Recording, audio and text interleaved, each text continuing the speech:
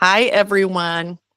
Welcome today to Office Hours with IDOE and InSource. So whether you're watching this live or you're watching it later on, we want to welcome you and thank you. And InSource is the Parent Training Center for Indiana, and we help families understand the special education process. And we are state and federally funded to help families understand that process.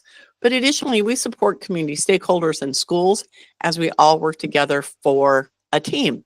So thank you for joining us today. And we have Maggie Hampton, and Maggie is the technical assistance specialist at IDOE. And you'll see Maggie's wonderful smile on our office hours and webinars often. She is very much part of our opportunities. And so welcome everyone today, no matter when you're watching it. And today, Maggie is going to share about several different topics. And the reason she's doing it this way is Maggie and I had the conversation as we were looking at planning the whole year. And I kind of said, Maggie, here are things we hear about at InSource, and we feel like it would be really nice to have them covered. So Maggie, very nicely, as we planned out this whole year, Maggie said, why don't I hit on several topics on one of the office hours? So again, thank you for joining us today. Maggie is going to cover several topics today. Please make sure that on the fourth Tuesday of each month, besides June, July, and December, you are joining us. And we at InSource really want to make sure we put out great vetted information that is a resource to families, schools, and community stakeholders. So at this time, I'm going to turn it over to Maggie. If you have questions, you can drop those in the chat, and we will get to answering those. You could also just unmute and ask. But I know she's got several different topics that she's going to try to cover today. This will also be uploaded as soon as I can get it over to our media person and they get it uploaded. So you can also share this. All right, Maggie, I'll turn it over to you. All right, thanks, Lisa, for introducing me, and thanks everybody for joining, whether you're here live or online for this rapid fire discussion. We're going to talk about attendance today. We're going to talk about diploma options for your students getting ready to maybe graduate, and we're also going to talk about the good cause exemption, or GCE. So lots of different things to discuss in our hour today. And that does not mean that these are small topics. You might have lots of questions or want some follow-up. So definitely feel free to reach out to me or Lisa and the InSource team if you need some more information. But I just wanted to give you kind of an overview of all three of these topics and make sure that I'm able to answer your questions as you have them today. So again, we're going to talk about attendance, diploma options, and the good cause exemption. I always like to end with giving you guys some resources to just continue learning after we're done with our call today, so you can dig into those later. But we're just going to start with attendance. So one of the things about going to school every day is we're building skills for students. So this doesn't matter if your student is in a pre-K program or if they're in high school getting ready to graduate. Going to school every day helps your students with building their skills no matter where they're at. So some of the things that are really important, especially in those earlier grades, and more we're learning in Indiana about the middle school grades, is building those reading and math skills in school. Going to school every day really helps your student to build on those skills that they're learning every day. It gives them more chances to practice their skills. The more often that they're in the building, the more often they're working on practicing those skills. Having that routine and going to school every day helps your student to be prepared for what comes next, and really helps them feel prepared for the next year and what comes after the grade that they've completed into the next. So, as parents, I know I'm a parent of two. I have a 10-year-old and a 15-year-old. So I know sometimes getting kids out the door at the beginning of the school day is not the easiest thing to do, but getting them there every day really does set them up for success. Absences, of course, need to happen. Sometimes our kiddos are sick. Sometimes we have things that we can't avoid. And we're going to talk about some of those certain situations here. So this is not to minimize that or to say that your student must be in school every day to be successful. Things do happen and students need to miss school. But this is just a little bit of an illustration here. I don't know if any of your kiddos like trains or not, but I know I have a kiddo that really enjoys trains. And I like to think about the school curriculum as a train. And when your student starts out at school, they're in the front of the car on that train on the first day of school. And then they move along the school day, the train starts moving along down the tracks. And your student is moving at the same rate as their peers when they're showing up to school. But then every time your student has an absence, they hop off the train for a minute and then they get back on when they return to school. And the problem with that is that the train is always moving. So every time your child hops off the train and misses that time at school, then their classmates are still learning things without them. And they tend to fall back a car once you come back to school. So is your child able to keep up and get back on the train? Of course, and your teaching teams will be helping your students to get caught up, and doing that extra work. But it's more difficult to stay on the track the further on down the train you are. So the more absences that a student might accumulate, the harder it is to get caught up. So that good attendance really helps your kids to stay on track with their education. We know even 2 absences a month can really put children at risk of falling behind in school. So even when those absences are excused, your student is still missing that important time in school. And again, that's not to say that it's not important for your student to stay home when it's necessary. It's just to kind of illustrate what's happening while they're gone. They are missed while they are not in school. Okay. Here are some of the rules regarding attendance in Indiana. And I know that this is something that there's been a lot of questions about. Steve Balco was recently talking about attendance on the InSource webinars. So you can go back and that would be a good extra reference for you to learn more about these rules. But I'm just going to touch on some of them. So these are Indiana code requirements. These are not specific to students with disabilities. These apply to all students in Indiana schools, okay? So those are these rules right here. The first one requires that every school corporation has a policy that outlines what are excused absences and what are unexcused absences. So you as parents know when your student misses school, what bucket that falls in. Is it excused or unexcused? The next rule, schools need to define what chronically absent means. And that chronically absent means that a student is missing 10% or more of a school year for any reason. Your student might have complex health needs.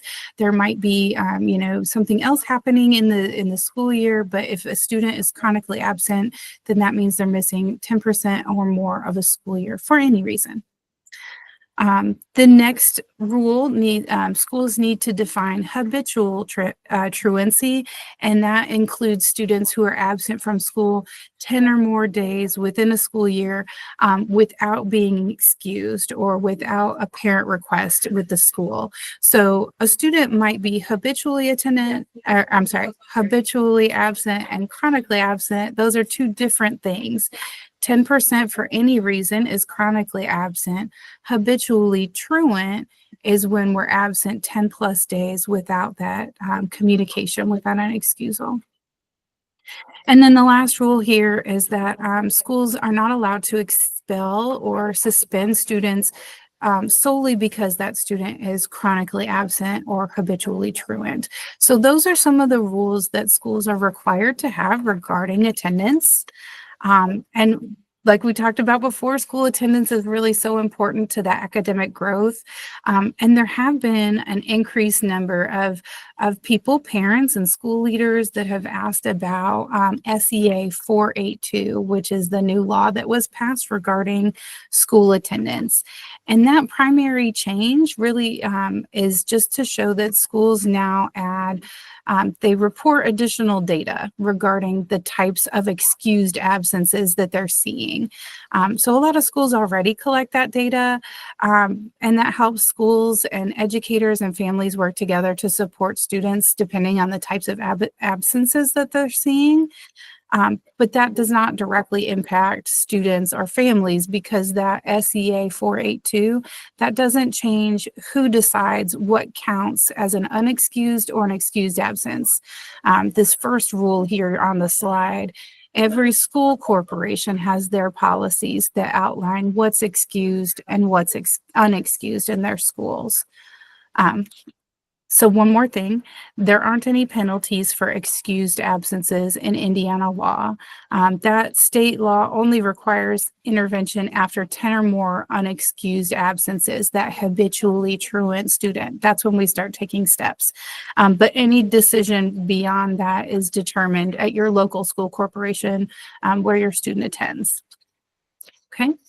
That was a lot of information about the rules around attendance. So please ask questions if you have them in the chat or raise your hand. I want to make sure that that makes sense. But I'm going to go ahead and move on. And I'm going to talk about these are some of the exceptions for students. They might be counted as present on their attendance, but they might not be in school. So these are some of the ways that that might happen. If your student in Indiana, I know FFA and 4-H are just huge. So if your student is competing or participating in an FFA or 4-H event, that's just one of the things on this slide here where your student might be at that event and not at school, but they would be counted present.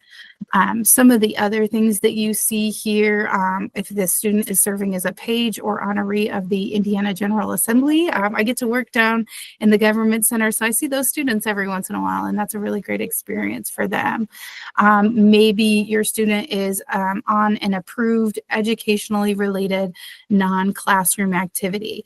That is something that you would want to communicate with your school, maybe talking to the principal. Maybe you could start out with your teacher of record and they could kind of set up that meeting. But if that is something that you are planning with your student, then, talk to your school, set that up so that your student might be counted as present as long as you guys are coordinating together. So there's all kinds of examples here of what a student might be counted as present. If they're not at school, I'll let you refer to the rest of those later. But I want to talk about those two attendance categories next. So local schools determine what a excused absence and an unexcused absence is. But these are some of the categories that you might see. So an administrator approved absence, that category of absence could be an absence from school that's been reviewed and authorized by a school administrator. And it's that's based on all kinds of different circumstances like health issues, family emergencies, maybe religious observations, or other personal and extenuating circumstances. So think as a parent, when you call the school and you say, my student is not coming to school today because of this family emergency or other thing that's happening. And then the school tells you that your absence is approved because you've communicated that with them. That decision to approve is at the discretion of the school administrator because they need to check with their policies, but that's what an administrator approved absence that's excused looks like. Okay, the next option for an excused absence might be the family choice planned. And this category could include an absence that's prearranged by the student's family for things like vacations, family events, other personal matters, but make sure that we're considering these planned non-emergency events. We're planning them much in advance. So an example of this, I had a student when I was a teacher in the classroom, and his family was, his extended family all lived in the Middle East, and he was able to go visit his family. He had never been there before, and he was able to take pictures, collect artifacts, and come back and talk at his social studies class about his experience and some of the things that he saw in the Middle East. And he was able to kind of put together a lesson. He taught a couple of different classes. It was 6th, 7th, and 8th grade. He talked to them all. So that was an educational experience that he was able to kind of tie in with school. It was a really great learning opportunity, but it was a planned family vacation that was an excused absence. It really enhanced, a lot of our education and a lot of the things that we learned. Sometimes we plan those things, but sometimes things come up and it just cannot be planned. So family choice unplanned, that category might include an absence that occurs unexpectedly due to unforeseen family circumstances or decisions, sudden emergencies, attending to personal matters, things that you just can't avoid. That might happen too. You might have a school nurse request if a student is sick. Maybe weather or lack of transportation prevents you from getting to school and you didn't plan on that day, but it does happen and you can't make it to school. So those kinds of impromptu situations, even though the absence is not planned, it's still recognized by your school administration because it meets the criteria in your school's policies. So again, these are all based on your school policies, but that's how you might see it. Funeral and bereavement, I know that time is really hard to take for students, and that could include absences due to the death of a close family member or a loved one that requires a student to attend a funeral or engage in related mourning or family responsibilities. So that absence is approved based on the student's need to grieve and support their family and participate in those funeral-related activities. Medical absences, that category might include an absence that occurs due to a physical or mental illness. It might be an injury or other health-related conditions that require the student to seek treatment or recovery. So that type of absence is excused when it's documented by a parent call-in, a healthcare provider, or when the nature of that medical issue justifies the absence. So that absence is approved based on the student's need for rest, medical care, or recovery that ensures that your student's health and well-being are being prioritized while we're still maintaining compliance with school policies. So that's a medical absence.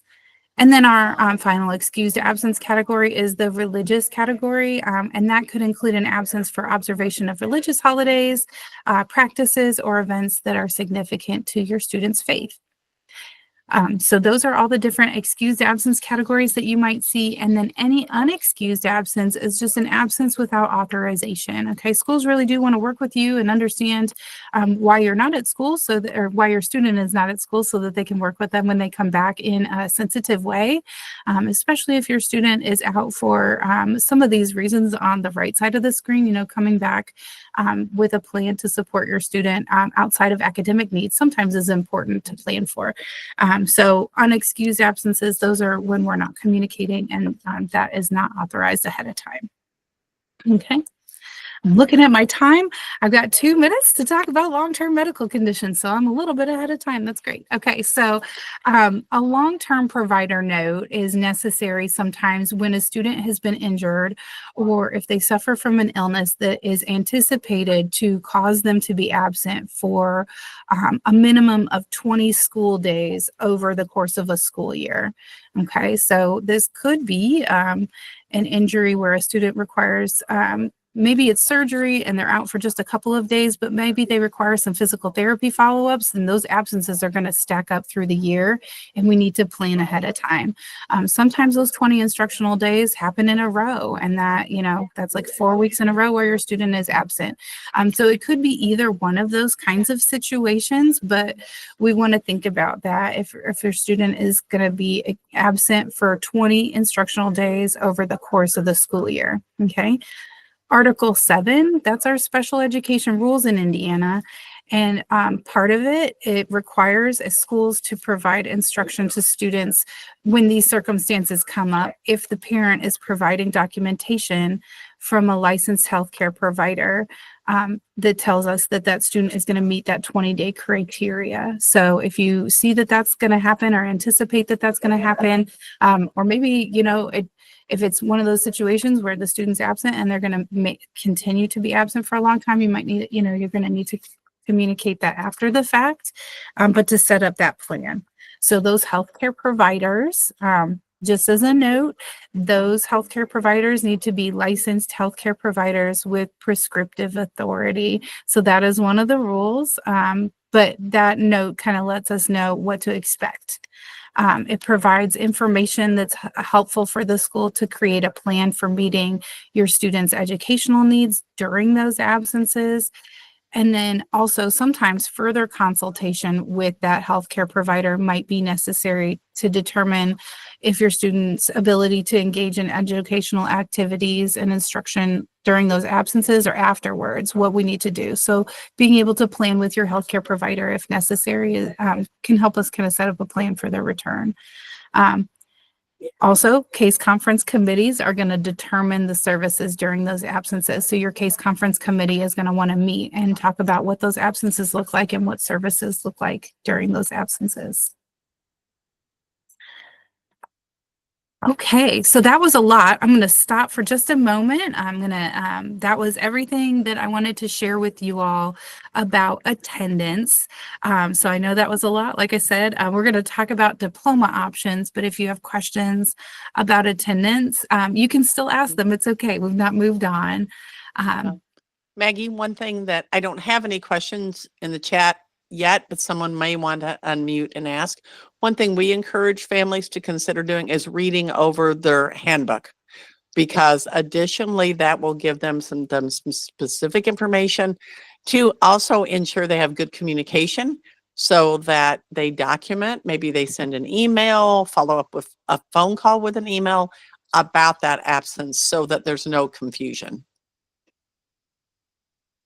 Yes, communicate when your student is not in school. I know as a classroom teacher, when my students were absent for more than one day, I really started to worry if I didn't hear from the parent. So, just kind of sharing that information, that's really helpful. Okay, I don't see any questions. So I'm going to start talking about diploma options. We have some updated diplomas. So we're going to look at what that updated diploma option looks like. Okay. In the past, we had students could graduate with a Core 40 was the kind of the diploma that most students were looking to complete. There was also a general diploma, which had just a couple less requirements, but the student was able to receive a diploma. There's a academic honors diploma or a technical honors diploma for students that were going above and beyond those general requirements. And then there was an alternate diploma available for students with the most significant cognitive disabilities. So we had 4 different options where the students might fall under. And the School Board of Education has worked for the last couple of years really to listen to parents, listen to different stakeholders from the military, from institutions of higher education, from employers and from schools to hear what do you as the state of Indiana value in a high school diploma, and how can we prepare students as best we can for the communities that they're entering. So what they come up with after that conversation was the idea that students in Indiana are going to earn one base diploma, where all students will earn this one diploma, and then there will be extra opportunities for students to earn different kinds of seals that align with their unique path. I love this idea because as special educators, it sounds very, very similar to our transition talks. When your student, turns 14, or that school year that they turn 14, and we start asking them about what their plans and dreams are for the future, we try to make sure that we are creating a plan to support them to achieve that goal. And I really think that this diploma funnels that thought process to all students so that they can be thinking about what their plans are for life after high school, and then aligning their education plan to what their career goals are. So that's really great and familiar to us as special education parents. So the alternate diploma is still available for the students with the most significant cognitive disabilities, and that is based on a case conference committee decision. So if you are a parent that might be interested in that, that's something that you would want to talk to your case conference committee team about. There's a list of criteria and some different things to consider when making that switch. So that's a large conversation for your case conference committee, but it is still available for the students that need it. Okay. This is really small. So when you get if you get the slides, you can click on these links, or you can go to the DOE webpage and type in diploma, and you'll be able to see the big ones. But what this is right now on the left side, this is a little bit of a side by side. So you can compare that current Core 40 is the one that's in yellow. Those are the requirements that students currently have. And then on the right, the future new Indiana diploma, those are the ones that are in that blue column to the left.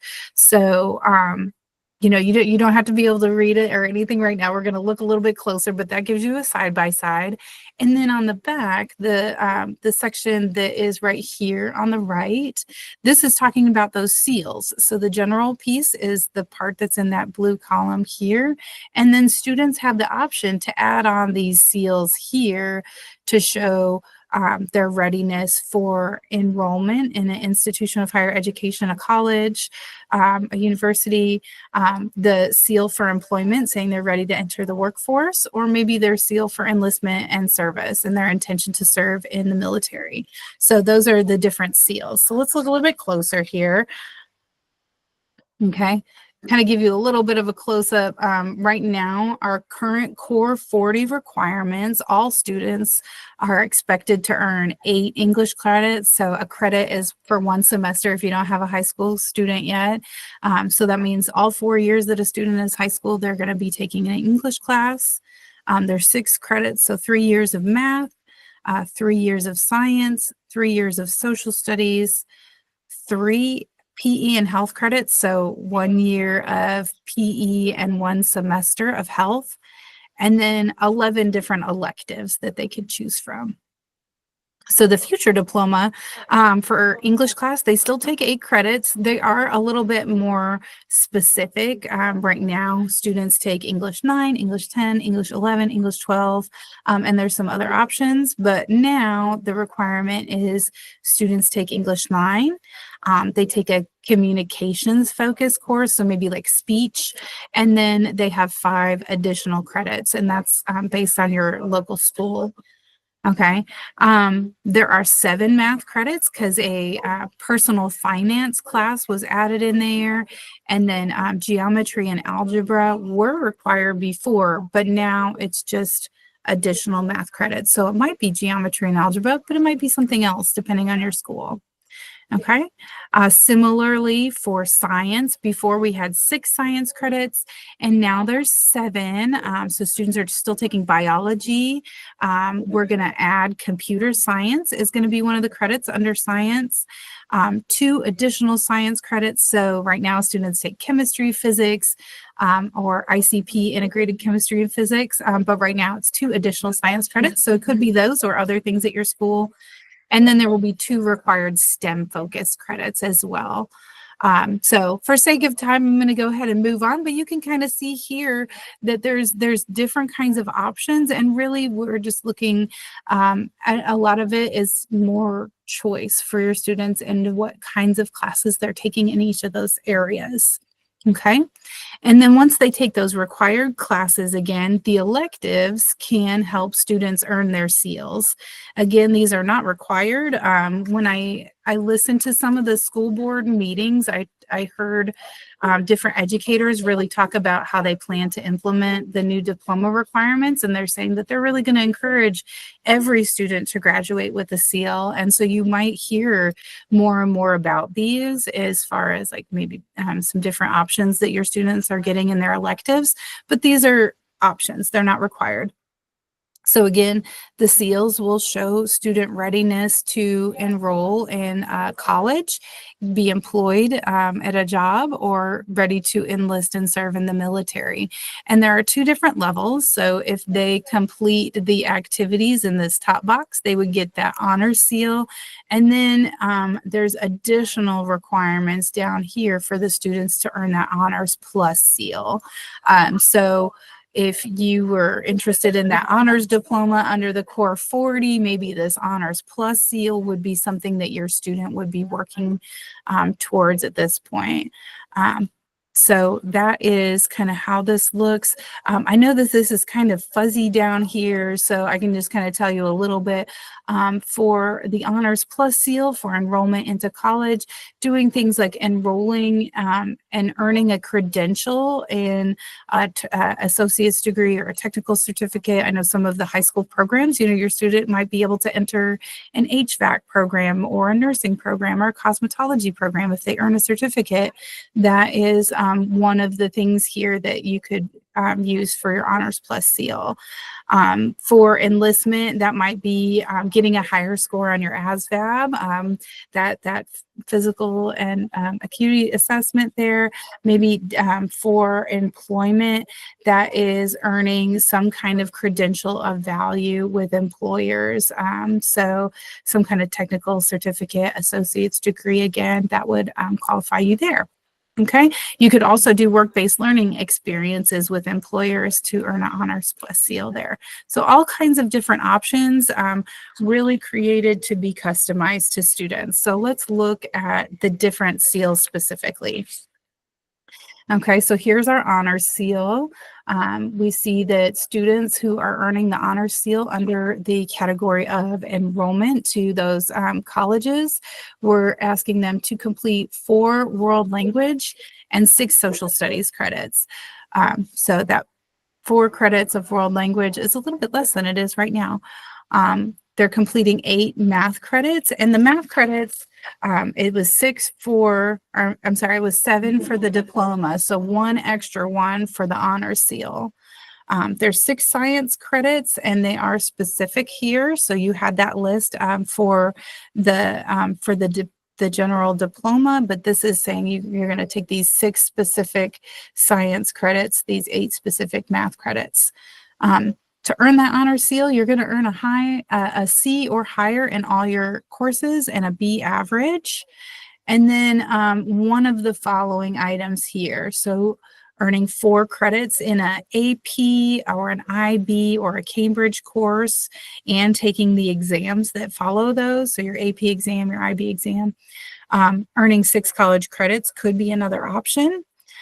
Scoring a 1250 on the SAT or a 26 on the ACT, or you could get a combination of some of those items together. Okay. For our employment honors seal, the student will complete 1 market-driven credential of value, 3 courses in a CTE pathway, an approved career preparation experience that's aligned to Indiana's program, or an approved locally created pathway. And I know some schools have been creating their own pathways, so that might be an option. When students are looking to complete this employment honor seal, they're going to complete 150 hours of work-based learning. So that could be that the student has a paid job. I know a lot of high schoolers are interested in going out and getting jobs, but this could also be unpaid work, volunteer work, or other unpaid work experiences. So if you're working with VR or your teacher of record on some transition activities, unpaid work could count towards that. That could be on-site work, or it could also be simulated work. If you've got work simulations that students are working through, that could count. And then you want to meet your attendance goal and demonstrate skills development in communication, collaboration, and work ethics. Okay, and last honor seal is our enlistment and service. So if your student is interested in joining the military, then this might be an honor seal that they would be interested in pursuing. So they're going to complete one of these two things. They're either going to complete the Introduction to Public Service course or 1 year of JROTC in high school, or they could complete a locally created equivalent to that course. Students will score a 31 on their ASVAB. I asked a friend of mine who teaches senior students about how this was going, and she said that one of the things she would recommend if you have a student who's interested in pursuing this is make sure that they schedule that ASVAB early and that they make it to that appointment. There were some students that were really disappointed because they missed their appointment and then there wasn't an availability for them to take another test before the school year had ended. So that really changed their plans and they hadn't planned on it. So if your student is planning on taking the ASVAB, make sure that that's scheduled early ahead of time. So there's plenty of time to get that taken care of.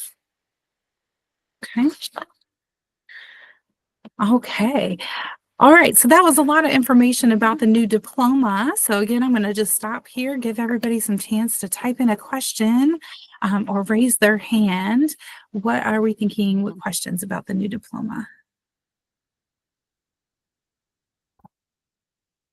Maggie, while folks are maybe thinking or typing or just trying to decide a question, one other thing for folks to know is there are still some students that receive a certificate of completion, right? And that is not a diploma. That is not the same. It is set forth by the school, and they would want to have that discussion and continue to have those discussions during those case conferences leading up to graduation about where the child is, what's going to happen along the way, what are they earning?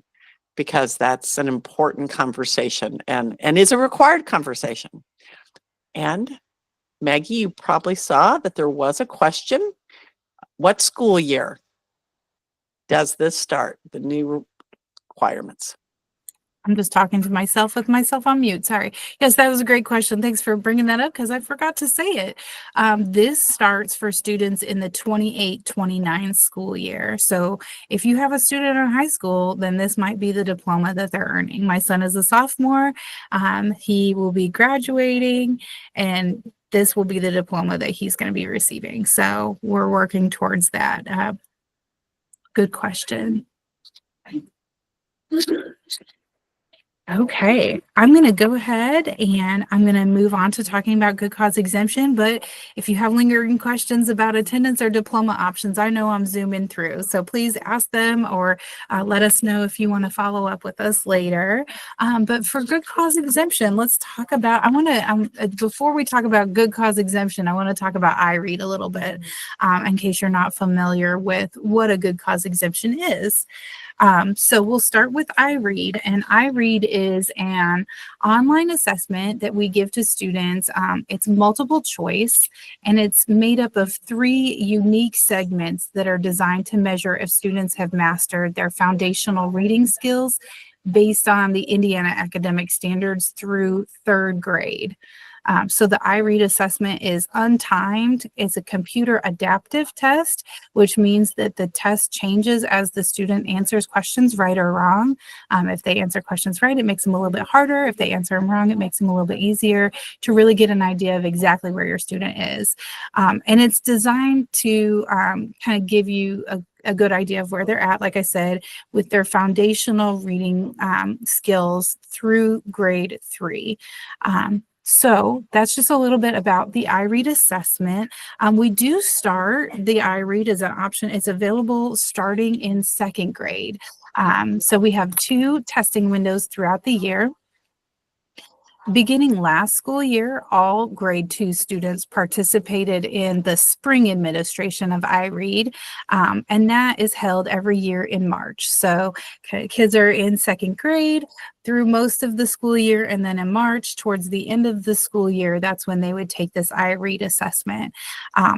And that really gives us a good idea of some of the students who have already kind of achieved those skills, but also the students that we maybe need to work a little bit more intensively with through the end of 2nd grade and through 3rd grade to make sure that they're ready to pass by the end of 3rd grade. So schools are responsible for sharing all the student results with you as parents in a secure and timely manner. So you should get an envelope or some kind of secure email. I know I got mine from my daughter in Power School as a secure email. So but you'll get that information before too long. And all of your students will get either a pass or a did not pass.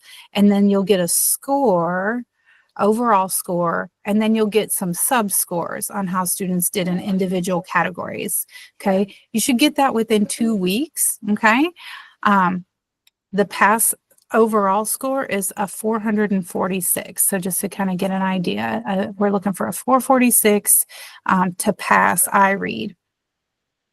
Schools are required to provide reading remediation for students in grade 3 and above who don't pass, as well as the opportunity to participate in a summer retest. So that summer retest, it's held each summer beginning in May. So it might be for your school, it might be before your student is out for the summer, even though it's a summer retest, they might not need to come for summer school. They might take it in May while school is still in session. But that retest is only for those students who did not pass or didn't participate in the spring administration because they still require a passing score. Okay. So grade 2 students, they're going to receive an initial pass, on track, or at risk is going to be kind of the indicators that you see. And then you'll see that scale score, that overall score, and then the reporting category sub-scores of how they did in their individual areas.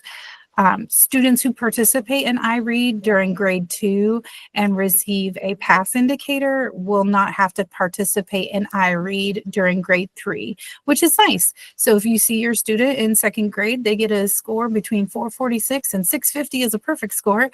If they get that score, then they don't have to take it in third grade again. They have achieved that proficiency in their foundational reading skills, so they won't do it again. Students who participate during grade 2 and they receive an on track indicator, that's the scores between 405 and 445. We're not going to flag them for any specific remediation, but they're still going to participate in the grade 3 iRead just to confirm that they have achieved proficiency in their foundational reading.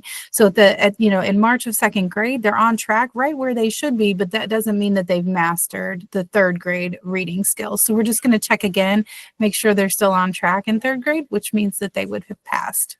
Okay.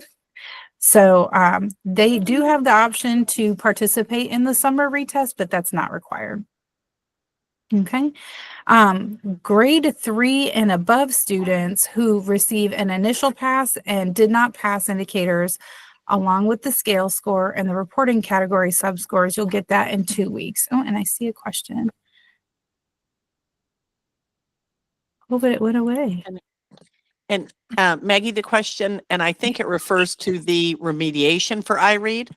Okay. If the student doesn't pass school, can school make summer school mandatory? And I believe they're referring to that remediation, summer remediation, and retest.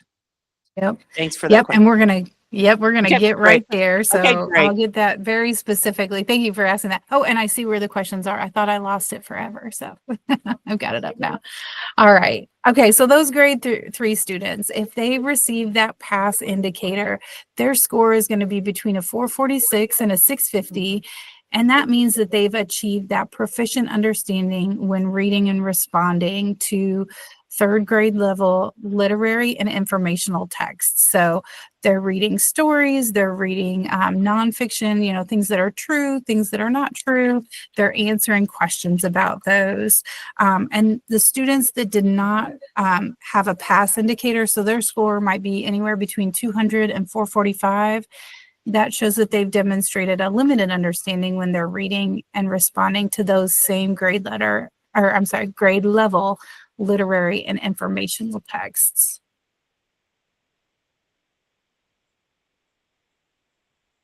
There we go. Okay. All right. So these are just some of our Indiana code and rules regarding good cause exemptions. So what happens when a student does not pass? Okay, that's what we're talking about with good cause exemptions today. Okay, so Indiana code that's right here defines the specific criteria that exempts eligible students from being retained in third grade as a result of not passing IREAD. So there are certain reasons that a school could say that a student will not be retained because they did not pass the IREAD. However, if the student doesn't meet that criteria, then they would be retained in third grade and they would continue to attempt that IREAD. So when we're looking at students with disabilities, there are some pieces in this Indiana code that we can consider for our students where they might be exempt. So again, when we're looking at those exemptions, we're looking at the exemption to retention. The student is still going to take the IREAD, and we'll talk about that in just a moment, but they will continue to take it until they pass or until they get to a certain grade. Okay. Okay, so if you have an older child who's gone through this process, you might have noticed some changes. The good cause exemption was previously used to exempt a student from taking the IREAD again. So if they got an exemption, then that means that they did not pass and they did not take that test again. But again, right now, that good cause exemption exempts students from retention, but not retesting. So they're going to continue to take that test, and they'll have the opportunity to demonstrate that they have those third grade foundational reading skills until they are promoted to grade 7 or until they pass. So that is when we would look at not delivering that assessment again. Grade 2 students, they have to participate and they'll have the option of testing again over the summer again. So that will be an option. Okay. Now the question about requirements, are they required to participate? Do they have to take this assessment? And currently, right now, the answer is yes. All grade 2 and 3 students who are currently enrolled in an accredited Indiana school, and that includes our students with disabilities, they all must participate in IREAD unless they previously received a passing score in grade 2. So that means that our students who are in 4th and 5th grade, if they haven't received that passing score yet, they're also going to participate in each of those retesting opportunities. So there's 2 in the summer and then during the school year as well. All students who don't pass, they'll continue to retest through 6th grade. Okay, so the 6th grade year, they'll keep testing. And then once the student enters into grade 7, that is when we stop testing for this. That doesn't mean that we don't keep working on it. And your student might have some more concentrated goals around their foundational reading skills, but this is when that test they would no longer retake it. I hope that answers the question. Okay, so we said the Indiana code allowed for certain different exceptions for an exemption, certain reasons that a school would grant a good cause exemption for a student. So these are all of the different reasons here. So this is your student would be eligible if one or more of these criteria is met. So you don't have to meet all of them, but if one of these bullet points applies to your student, then you're going to want to look at eligibility for a good cause exemption if your student didn't pass IREAD. Okay, so the first, if your student was retained or has been retained in grade 3 for 1 year, then that might be a reason that you could qualify for a good cause exemption. Okay. If your student has an intellectual disability or the student's IEP specifies that retention is not appropriate and the student's case conference committee has determined that promotion to another grade is appropriate. So there's kind of 2 different things in there for our students with disabilities that we might consider in this bullet point. One, if their eligibility says that they qualify for their special education and related services because they have an intellectual disability, that might be one reason that a student would get a good cause exemption. The other piece in here, though, if your case conference committee is meeting and having a discussion, and your case conference committee determines that it is not appropriate to retain this student at this point, then that is the eligibility reason. So those are two different things regarding students with disabilities. They don't have to both be true at the same time for your student to qualify. Okay. All right. If we have parents of English learners here, okay, if the student is an English learner and they have received services for less than 2 years, then there's going to be a committee that's going to have that conversation, kind of similar to the case conference committee. Okay, so we're going to have a group that has a building level administrator, a classroom teacher that serves the student, an English learner teacher of record if the student has one, and then an English learner administrator. They're all going to talk together to determine whether that student would be promoted to the next grade based on their ILP or how they're working with the student. So that might be another option if your student's an English learner. Okay. Maybe your student has received a score of at proficiency or above proficiency on the iLearn math assessment. Okay, so we talked about iRead is the measures third grade reading proficiency, but iLearn is the other statewide assessment that we deliver to students. So the iLearn math assessment, if they're if they're in third grade, they took that iLearn math assessment and they received a score that said they were at or above proficiency there, then that might be one way that we look at delivering this for a student and saying that they would be eligible for a good cause exemption. And then the very last reason that a student could be eligible for a good cause exemption is if that student has received intensive intervention in reading for 2 or more years and they were retained more than once. And that could be during kindergarten, grade 1, or grade 2. So any combination of retention of 2 or more years. So it could be kindergarten and second grade they were retained, but they've given that intensive reading intervention for the last 2 years. That would be a cause to issue a good cause exemption. So there's a couple different things here. You'd want to look at what applies to your student and have that conversation.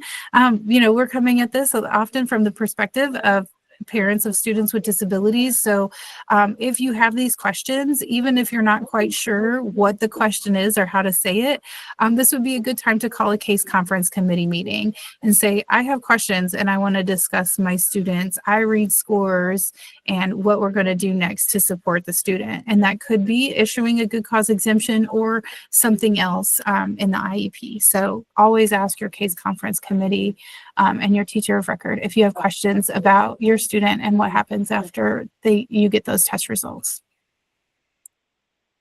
Okay. So if you are going to go through the process to consider a good cause exemption for any of those reasons, these are the steps that you're going to take. Okay, so the first thing that's going to happen is the school is going to receive the results first, and they're going to see who did not pass and who might qualify for a good cause exemption under any of those reasons. So that might be students with IEPs or students who are identified as English learners, those students who have retained twice. Okay, they're not saying automatically this is the list of students that qualify for a GCE. We need to have a conversation. They're saying these are the students that might. Okay. The next thing after they get those results, they're going to notify all the parents what the scores were, but they're going to notify the parents that their child did not pass iRead and is not exhibiting the reading skills required at that grade level, because that's what that means when your student does not pass.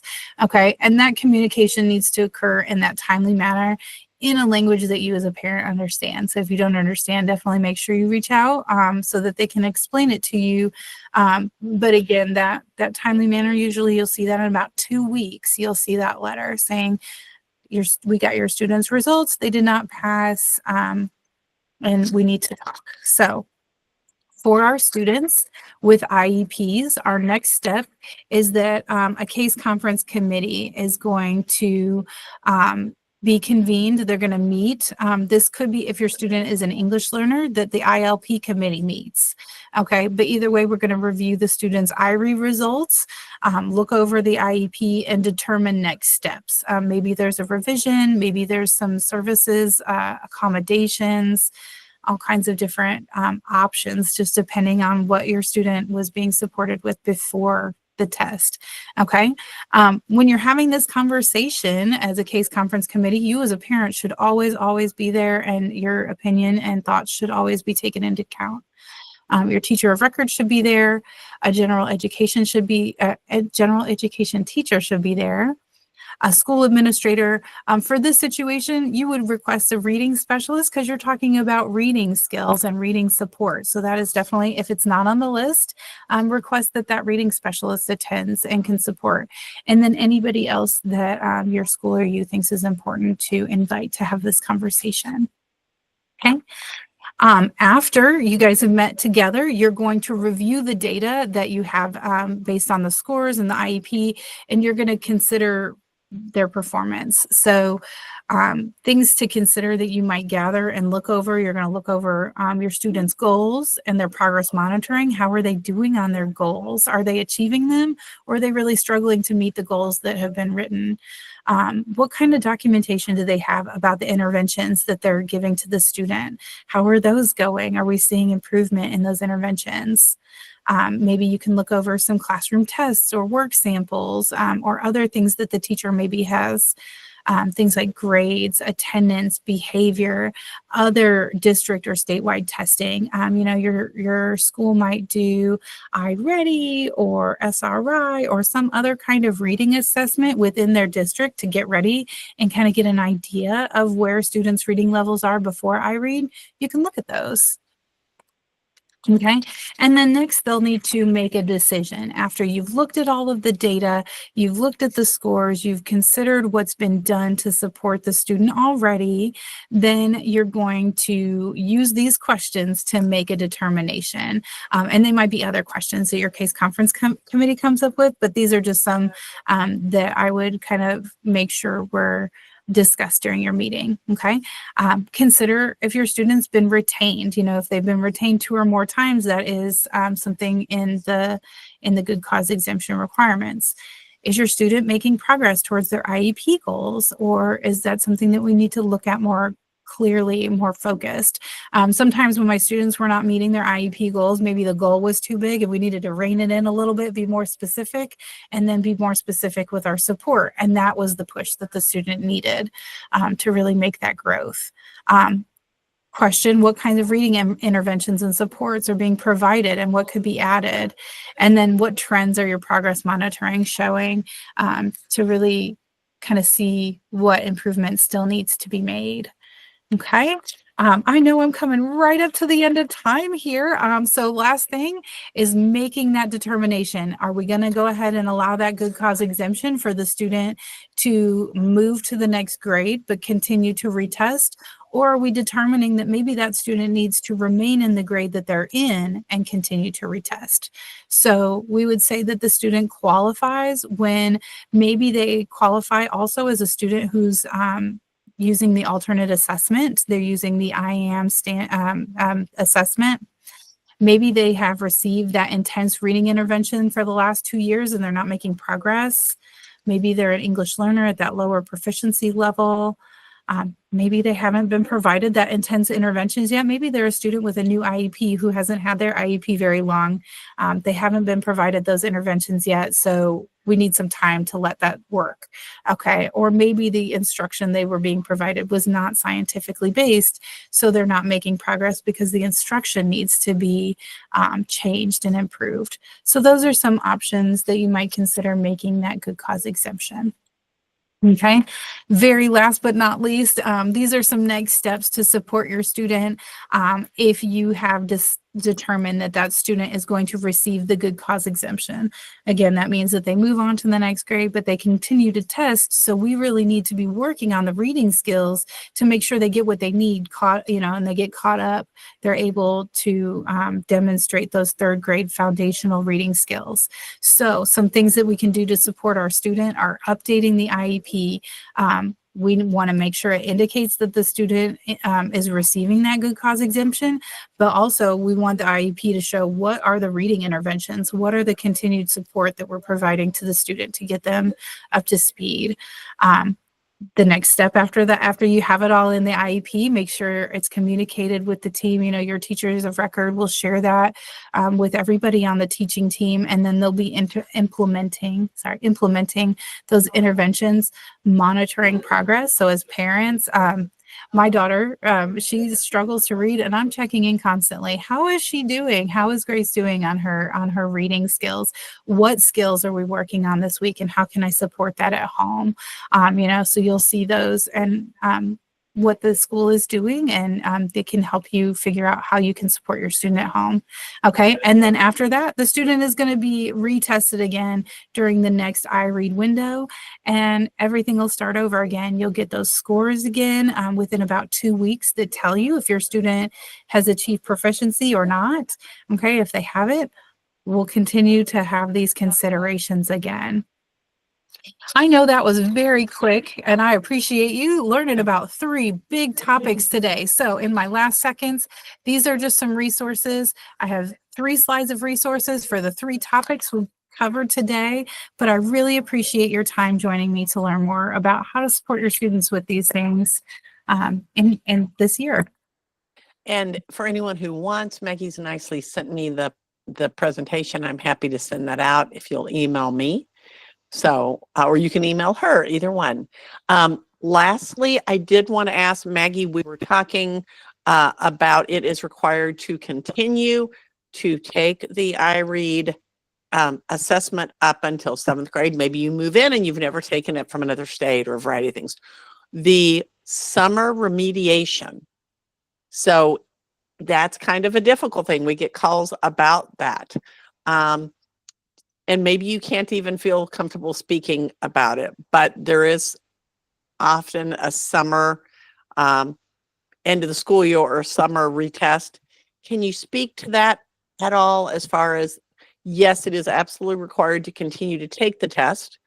Can you speak to that at all as far as that remediation portion? Or if that family was gone, they would just, that student might just take the test again? Yes, so trying to see if I have that on a slide, but I don't think I did. Okay, so yes, the student would be required to retest. So there's 2 opportunities. There's a window for retesting. So the specific date it happens kind of depends on your school. So you'd want to talk about, you know, scheduling summer plans and things like that. But there should be 2 summer retest opportunities for your student, and they would be required to participate in those until they pass. So if your student, like I said, that window opens in May. So that first retest opportunity might be when the student is in school. So that additional remediation would probably be happening during their school hours, and then they'd retest during the school day. And it's possible that your student might pass before the end of the school year. If they don't, then the school might talk to you a little bit about maybe some summer school options, some kind of intensive intervention to support them between that May and then the second retest opportunity. But there should be something happening there to support them. So it's not that they would take it in May and then say, good luck, we'll see you later on in the summer and see if you've made it, you know, if you've made it by this point. There should be some kind of remediation support in there. Great. Thank you so much for that. So again, great topics, very quick, but you did an excellent job. And that's Maggie Hampton, and she's the technical assistance specialist at IDOE, and she has just covered so many things. And Maggie, thank you so much. And we are right on time, so I'm going to stop the recording. I'm going to thank you everyone for coming. And of course, we hope you visit our website at insource.org, the DOE website. You can just search for Indiana Department of Education. So thank you so much for that. And we will look forward to having you look at our social media, our webpage. And we thank you so much for this opportunity. So thank you. Have an excellent day, everyone.